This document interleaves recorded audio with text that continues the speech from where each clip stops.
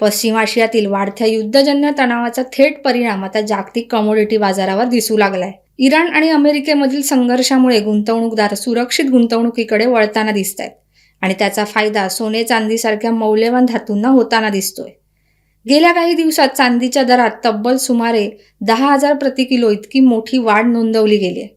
Commodity बाजारात अचानक आलेल्या तेजीमुळे गुंतवणूकदार आणि व्यापाऱ्यांचं लक्ष पुन्हा एकदा चांदीकडे वेधलं गेलंय. मल्टी कमोडिटी एक्सचेंज म्हणजेच MCX वर चांदीचे दर मोठ्या प्रमाणात वाढलेत.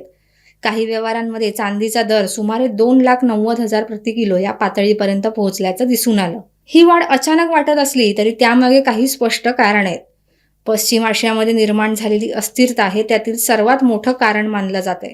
युद्धाची शक्यता निर्माण झाली की जागतिक बाजारात अनिश्चितता वाढते. गुंतवणूकदार शेअर बाजारातील जोखीम कमी करण्याचा प्रयत्न करतात आणि अशा वेळी ते सुरक्षित गुंतवणूक म्हणून ओळखल्या जाणाऱ्या मालमत्तांकडे वळतात.